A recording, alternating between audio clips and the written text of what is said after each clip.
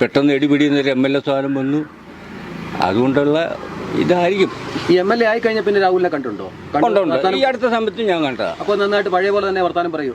എല്ലാവരുമായിട്ട് നല്ല സോഷ്യലായിട്ടാ കാര്യങ്ങളും ഒക്കെ ഇപ്പം സംസാരിക്കുകയൊക്കെ ചെയ്യുന്നത്.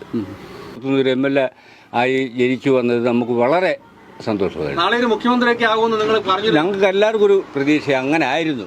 അതില്ലാതാക്കിയതായത്. ഇനി സ്വയമേ എന്തെങ്കിലും തെറ്റ് ചെയ്തിട്ടുണ്ടോ എന്ന് നമ്മൾ അറിയുന്നില്ല. പക്ഷേ ഈ അപരാധമെല്ലാം വന്നത് ഇപ്പോൾ MLA സ്ഥാനം വന്നതിന് ശേഷമാണ്. അതിനു മുമ്പ് ഒരു കേസ് കിട്ടോ നമ്മുടെ നാട്ടുമ്പുറത്തുമില്ല, നമ്മളൊന്നും അറിഞ്ഞിട്ടുമില്ല. പാലക്കാട്ടുകാർക്ക് രാഹുൽ ഇപ്പോഴും അന്നും ഇന്നും എപ്പോഴും ഇതുപോലെ തന്നെയാണ് അവസ്ഥ. രാഹുലിനെ കുറിച്ച് പാലക്കാട്ടുകാർക്ക് മറിച്ചൊരു അഭിപ്രായമില്ല. രാഹുലിനെ കുറിച്ച് അവർക്കാർക്കും രണ്ടഭിപ്രായമില്ല. അവർ വിജയിപ്പിച്ചു വിട്ടത് അവരുടെ ഒരു അഭിമാനമായിട്ട് അവർ കണക്കാക്കുന്നു. ഇതാണ് പാലക്കാട്ടെ അവസ്ഥ. പാലക്കാട്ട് പിന്നെ സ്വാഭാവികമായിട്ടും ഞാൻ എപ്പോഴും പറയാറുള്ളത് പോലെ തന്നെ ഗാന്ധിയെ കൊന്നതിലും രണ്ടഭിപ്രായമുള്ള നാടാണ് നമ്മുടെ ഇന്ത്യ. രാഷ്ട്രപിതാവിന്റെ നെഞ്ചിലേക്ക് വെടിയുണ്ട വെച്ച് ആ വെടിയുണ്ട തുളച്ചു കയറി ഈ പറയുന്ന ഗാന്ധി മരിച്ചതിലും രണ്ടഭിപ്രായമുള്ള നാടാണ് നമ്മുടെ രാജ്യം. അങ്ങനെയുള്ള ഈ രാജ്യത്ത് രാഹുലിനെതിരെ എതിരഭിപ്രായങ്ങൾ ഉണ്ടാവും. പാലക്കാടിനെ സംബന്ധിച്ചിടത്തോളം പാലക്കാട്ടെ മഹാഭൂരിപക്ഷം വരുന്ന ജനതയും രാഹുലിനൊപ്പം തന്നെയാണ്. അതുകൊണ്ട് തന്നെയാണ് ഈ കഴിഞ്ഞ ദിവസങ്ങളിൽ പുറത്തേക്ക് വരുന്ന വാർത്തകൾ ഒക്കെ ഓരോന്നോരോന്നും രാഹുലിന് അനുകൂലമായ വാർത്തകൾ പുറത്തേക്ക് വരാനുള്ള കാരണം. പലരും നിലപാടുകൾ മാറ്റുന്നത് നമ്മൾ കാണുകയാണ്. ഇപ്പോ ഏറ്റവും അവസാനം KPCCയുടെ പ്രസിഡന്റ് നടത്തിയ വാർത്താ സമ്മേളനം. ആ വാർത്താ സമ്മേളനത്തിൽ KPCCയുടെ പ്രസിഡന്റ് പറഞ്ഞ കാര്യം തൊട്ടുകൂടായ്മ ഇല്ല എന്ന് പറഞ്ഞാൽ അങ്ങനെ മാറ്റി നിർത്തപ്പെടേണ്ട വ്യക്തിയല്ല രാഹുൽ മാങ്കൂട്ടമെന്ന് KPCC പ്രസിഡന്റ് പറയുമ്പോൾ ശുഭമകരമായ ഒരു ആശാവഹമായ പ്രതീക്ഷകളുള്ള ഒരു വാർത്തയായിട്ട് തന്നെ നമ്മൾ അതിനെ കാണേണ്ടതുണ്ട്. കാരണം 2026 തെരഞ്ഞെടുപ്പ് നമ്മുടെ മുന്നിലേക്ക് ഇങ്ങനെ വന്നു നിൽക്കുകയാ. തദ്ദേശ ഭരണ സ്ഥാപനങ്ങളിലേക്കുള്ള തെരഞ്ഞെടുപ്പ് പ്രഖ്യാപിക്കപ്പെട്ടു കഴിഞ്ഞു. ഡിസംബർ 13 അതിന്റെ കൗണ്ടിങ് നടക്കും. ഡിസംബർ 13 അതിന്റെ റിസൾട്ട് വരും തദ്ദേശ ഭരണ സ്ഥാപനങ്ങളിലേക്കുള്ള. ആ തദ്ദേശ ഭരണ സ്ഥാപനങ്ങളിലേക്ക് ഈ പറയുന്ന തെരഞ്ഞെടുപ്പ് നടക്കുമ്പോൾ പാലക്കാട് നഗരസഭയും പാലക്കാട് തന്നെ നിയോജക മണ്ഡലത്തിലെ കണ്ണാടി പഞ്ചായത്തും പിടിച്ചടക്കണമെന്ന് KPCCയുടെ നേതൃത്വം രാഹുലിന് നിർദ്ദേശം നൽകിയിട്ടുണ്ടെങ്കിൽ 2026 പാലക്കാട് രാഹുൽ തന്നെ സ്ഥാനാർത്ഥിയാകുമെന്നുള്ള കാര്യത്തില് ഒരു തർക്കവും നിങ്ങൾക്കാർക്കും വേണ്ട. ബട്ട് അവിടെയും ചില ആളുകളൊക്കെ രാഹുലിനെ മാറ്റി നിർത്തണം എന്ന് പറഞ്ഞാൽ രാഹുലിനെ തൊടാൻ പാടില്ല എന്ന് പറഞ്ഞ് വാശി പിടിക്കുന്ന ചിലരെയാണ് നമ്മൾ കാണുന്നത്. അതിന്റെ ഒരു പ്രതിഫലനം നമ്മൾ എല്ലായിടത്തും കാണുന്നുണ്ട്. ഇപ്പൊ KPCC പ്രസിഡന്റിനോട് ചോദിച്ച കാര്യം ഒരു മാധ്യമ പ്രവർത്തക ചോദിക്കുകയാണ്. രാഹുലിന്റെ കൂടെ നിയമസഭയിലേക്ക് രാഹുലിന്റെ കൂടെ വന്ന ആളല്ല നേമം ഷജീർ.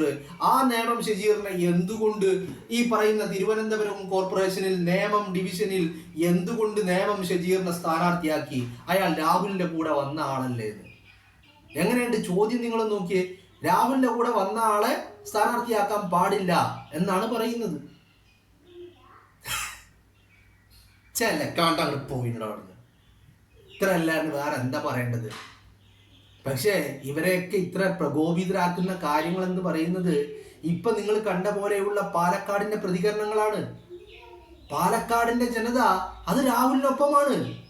പാലക്കാടിന്റെ ജനത രാഹുലിനെ ഇരുകൈയും നീട്ടി സ്വീകരിക്കുകയാണ്. ഇത് കാണുമ്പോ ഇവര് വലിയ പ്രകോപിതരാകും. ഓഫ് കോഴ്സ് ആയല്ലേ മതിയാകൂ. കാരണം നിങ്ങളൊന്ന് ആലോചിച്ച് നോക്ക്. ഇപ്പൊ രാഹുലിനെതിരെ ഈ വിവാദങ്ങൾ ഉയർന്ന സമയത്ത് രാഹുലിനെ മുന്നിൽ നിന്ന് പൂട്ടാൻ വേണ്ടിയുള്ള ശ്രമങ്ങളും പരിശ്രമങ്ങളും നടത്തിയ ആളുകൾ ആരാ? കേരളത്തിലെ മാധ്യമങ്ങളാ. കേരളത്തിലെ സോ കോൾഡ് മാധ്യമ പ്രവർത്തകരാ. ഞാനത് അങ്ങനെ പറയാൻ കാരണം ഇവരെ ഒന്നും ഒരു മാധ്യമ പ്രവർത്തകരായിട്ട് ഞാൻ ഒരിക്കലും കാണുന്നില്ല. എല്ലാവരെയും അങ്ങനെ എന്നല്ല ഞാൻ പറയുന്നത്. പക്ഷേ ഇതിൽ മഹാഭൂരിപക്ഷവും ഇരുന്നത് ഒരു മാധ്യമ പ്രവർത്തകനാണോ എന്ന് ചോദിച്ചാൽ നെവർ എവർ എന്ന് മാത്രമേ ഞാൻ പറയുകയുള്ളൂ. കാരണം അവർക്ക് അവരെ സംബന്ധിച്ചിടത്തോളം 3-3.5 കോടി ജനം വരുന്ന ഈ കൊച്ചു കേരളത്തില് അവിടെ എത്രയധികം വാർത്താ ചാനലുകളാ വിരലിലെണ്ണ തീരുവോ? തീരൂല. വിരലിലെണ്ണിയാൽ തീരാത്ര അത്രയും വാർത്താ ചാനലുകൾ 3.5 കോടി ജനങ്ങൾക്ക് വേണ്ടി ഈ കേരളത്തിലുണ്ടെങ്കിൽ അതിൽ ഒരു വലിയ മത്സരം തന്നെ നടത്തണം. പച്ച നുണകൾ പടച്ചുവിടണം, വ്യാജങ്ങൾ പടച്ചുവിടണം. ഇവരുടെ താല്പര്യങ്ങൾക്കനുസരിച്ച് പലതിനെയും വളച്ചൊടിക്കണം. പലതും ഇവരുടെ താല്പര്യങ്ങൾക്കും ഇവരുടെ സ്ഥാപനത്തിന്റെ താല്പര്യങ്ങൾക്കനുസരിച്ച് മാറ്റി എഴുതണം. നിങ്ങൾ ഇപ്പൊ വരുന്ന വാർത്തകളിൽ വരുന്ന ഒരു വാർത്തയൊന്നും എടുത്ത് പരിശോധിച്ച് നോക്കിയേ. ആ വാർത്ത എടുത്ത് ഒരേ വാർത്തകൾ തന്നെ നിങ്ങൾ ഈ 5 മാധ്യമങ്ങളിൽ ഒന്ന് എടുത്ത് പരിശോധിച്ച് നോക്കിയേ. ഒരൊറ്റ വാർത്ത ഇവർ റിപ്പോർട്ട് ചെയ്യുന്ന വാർത്ത നിങ്ങൾ കേട്ട് കഴിഞ്ഞാൽ ആ ഒറ്റ വാർത്ത 5 മാധ്യമങ്ങളിലും നിങ്ങൾ കേട്ട് കഴിഞ്ഞാൽ അത് 5 വാർത്തകളായി മാറും. അത് 5 തരത്തിലായിരിക്കും നിങ്ങളുടെ മനസ്സിലേക്ക് പതിയുക. അതാണ് വാർത്ത, ഇന്നത്തെ കാലത്തിന്റെ വാർത്ത എന്ന് പറയുന്നത്. ഇവിടെ ഇവരൊക്കെ ചേർന്ന് ഈ രാഹുലിനെ ഇങ്ങനെ വേട്ടയാടാൻ മുന്നിൽ നിന്ന് നയിച്ചത് എന്തിനു വേണ്ടിയിട്ടായിരുന്നു? കാരണം TRP റേറ്റിംഗ് ആണ്, വ്യൂവർഷിപ്പ് ആണ്. രാഹുൽ അതൊരു വലിയ ഘടകമായിരുന്നു, കേരളത്തിലെ ഏറ്റവും വലിയ ഘടകം. ഈ വ്യൂവർഷിപ്പിനെ ഇത്രയധികം സ്വാധീനിക്കാൻ കഴിവുള്ള ഒരു ഘടകമായിരുന്നു രാഹുൽ. ആ രാഹുലിനെ അങ്ങനെ വേട്ടയാടിയിട്ടും വ്യാജങ്ങൾ പടച്ചു വിട്ടിട്ടും രാഹുലിനെതിരെ വ്യാജമായ ഓഡിയോകളും ഈ പറയുന്ന സ്ക്രീൻഷോട്ടുകളും ഒക്കെ നിരത്തിയിട്ടും വ്യൂവർഷിപ്പും അതിന്റെ അടിസ്ഥാനത്തിലുള്ള പണങ്ങളും ഒക്കെ വാരിയിട്ട് അവസാനം രാഹുൽ ഇങ്ങനെ സടകുടഞ്ഞ് എഴുന്നേൽക്കുന്നത് കാണുമ്പോൾ ആർക്കാണെങ്കിലും കുരുപൊട്ടും, ആർക്കാണെങ്കിലും കരച്ചിൽ വരും, ആർക്കാണെങ്കിലും വേദനിക്കും, ഇല്ലേ? അപ്പൊ അതിന്റെ അടിസ്ഥാനത്തിലല്ലേ നിങ്ങളൊന്ന് ഈ മാധ്യമ പ്രവർത്തക ഇന്നലെ ഇപ്പോ ഈ പറയുന്ന KPCC പ്രസിഡന്റിനോട് ചോദിച്ച ചോദ്യം അതൊരു ചോദ്യമായിട്ട് നിങ്ങൾക്ക് തോന്നുന്നുണ്ടോ?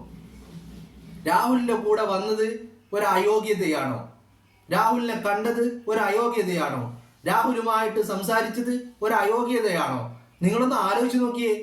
രാഹുൽ ഉണ്ടായിരുന്നപ്പോൾ യൂത്ത് കോൺഗ്രസിൽ ഒരുമിച്ച് പ്രവർത്തിച്ച സഹപ്രവർത്തകരാണവർ, വർഷങ്ങളായിട്ട് പരിചയമുള്ള ആളുകൾ. അങ്ങനെ ഒരാൾ രാഹുലിന്റെ കൂടെ വന്നതിന് എന്ത് അയോഗ്യതയാ? എന്നാ പിന്നെ ഈ അയോഗ്യത രാഹുലിന് നിയമസഭയിൽ ഇരിക്കാൻ അയോഗ്യതയില്ല. കേരളത്തിന്റെ നിയമനിർമ്മാണ സഭയിൽ രാഹുലിന് ചെന്നിരിക്കാൻ ഒരു അയോഗ്യതയും അയാളെ സംബന്ധിച്ചിടത്തോളം ഇല്ല. പക്ഷെ അയാളുടെ കൂടെ നടന്ന വ്യക്തിക്ക് ഈ പറയുന്ന മത്സരത്തിൽ പങ്കെടുക്കാൻ അല്ലെങ്കിൽ മത്സരിക്കാൻ പാടില്ല എന്നാണ് പറയുന്നത്. അപ്പോ എവിടെ വരെ എത്തി നിൽക്കുന്നു നമ്മുടെ നാട്ടിലെ മാധ്യമ പ്രവർത്തനം? എവിടെ വരെ എത്തി നിൽക്കുന്നു?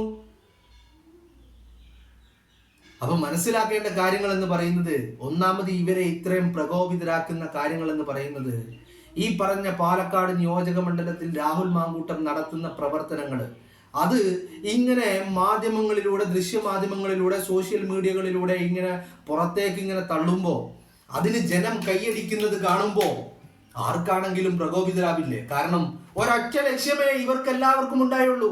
എന്താണ് ലക്ഷ്യം? രാഹുലിനെ വീഴ്ത്തണം, രാഹുലിനെ വീഴ്ത്തണം.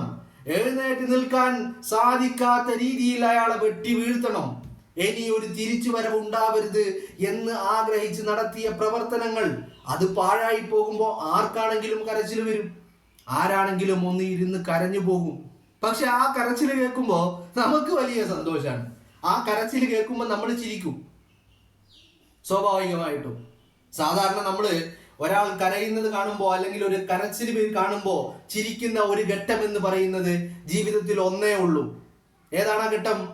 ആ ഘട്ടം എന്ന് പറയുമ്പോൾ നമുക്കോ നമുക്ക് വേണ്ടപ്പെട്ടവർക്കോ ആർക്കോ ഒരു കുഞ്ഞ് പിറന്നു കഴിയുമ്പോൾ ആ കുഞ്ഞ് അമ്മയുടെ ഗർഭപാത്രത്തിൽ നിന്ന് പുറത്തേക്ക് വരുമ്പോൾ ആ കുഞ്ഞ് കരഞ്ഞില്ലെങ്കിൽ നമ്മൾ കരയും, ആ കുഞ്ഞ് കരഞ്ഞാൽ നമ്മൾ ചിരിക്കും, ആത്മാർത്ഥമായിട്ട് നമ്മൾ ചിരിക്കും. പക്ഷേ ബാക്കി എല്ലാ സന്ദർഭങ്ങളിലും ഒരാൾ കരയുമ്പോൾ നമ്മുടെ മനസ്സിൽ വേദനിക്കും, നമ്മുടെ മനസ്സിനെ അത് വല്ലാതെ പിടിച്ചുലക്കും. പക്ഷേ ഈ വെറ്റകളുടെ കരച്ചിൽ കാണുമ്പോൾ ഞാൻ കൈയടിച്ച് ചിരിക്കും. കാരണം രാഹുലിനെ വീഴ്ത്താൻ വേണ്ടി അത്രയേറെ പരിശ്രമിച്ചവരാണിവർ. പക്ഷേ അതിന് രാഹുലിനെ വീഴ്ത്താൻ പോയിട്ട് അയാളുടെ രോമത്തിൽ സ്പർശിക്കാൻ കഴിഞ്ഞില്ലെന്ന് മാത്രമല്ല, അയാളുടെ തിരിച്ചുവരവ് അതൊരു ഡബിൾ എഞ്ചിൻ തിരിച്ചുവരവായി മാറുമ്പോൾ, പാലക്കാട്ടെ ജനം അതിന് കൈയടിക്കുമ്പോൾ, പാലക്കാട്ടെ ജനത്തിന് വേണ്ടി രാഹുൽ ചെയ്യുന്നത് കാണുമ്പോൾ ഇവർക്ക് കരച്ചിൽ വരും. ആ കരച്ചിൽ നമ്മളെ ചിരിപ്പിക്കും, നമ്മളെ വല്ലാതെ സന്തോഷിപ്പിക്കും.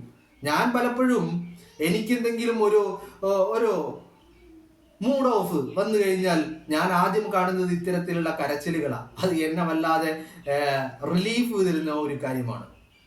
മനസ്സിലായില്ലേ? ഇതാണ് നിങ്ങൾ കണ്ടതാണ്. ഇത് വെറും ഉദാഹരണങ്ങൾ മാത്രമാണ് നിങ്ങളുടെ മുന്നിൽ എത്തിക്കുന്നത്. അത് ഈ പറയുന്ന വീഡിയോയുടെ ദൈർഘ്യം കണക്കിലെടുത്ത ചില ക്ലിപ്പുകൾ മാത്രം ഇവിടെ പ്ലേ ചെയ്യിപ്പിക്കുന്നത്. ഇത് പാലക്കാടിന്റെ ഒരു പൊതുവെയുള്ള അന്തരീക്ഷം ഇതാണിപ്പോ. പാലക്കാട്ടെ ജനം അവിടെ രാഹുൽ ഉണ്ടാവണമെന്ന് ആഗ്രഹിക്കുന്നു. 2026 പാലക്കാട്ടെ മത്സരിക്കാൻ രാഹുൽ ഉണ്ടാകണമെന്ന് ഇവർ വല്ലാതെ ആഗ്രഹിക്കുന്നു. ഇതൊക്കെ കാണുന്നത് കൊണ്ട് തന്നെ ഇതൊക്കെ കാണുന്നത് കൊണ്ടും കേൾക്കുന്നത് കൊണ്ടും തന്നെയാണ് എല്ലാം ഈ പറയുന്ന രാഹുലിന്റെ പിറകിലേക്ക് കെട്ടിവെക്കാൻ ശ്രമിക്കുന്നത്. അങ്ങനെയുള്ള ശ്രമങ്ങൾ ഈ പറയുന്ന സോ കോൾഡ് മാധ്യമ പ്രവർത്തകർ മാപ്രകൾ നടത്തുന്നതും അതിന്റെ ഒരു ഭാഗമായിട്ട് തന്നെയാണ്.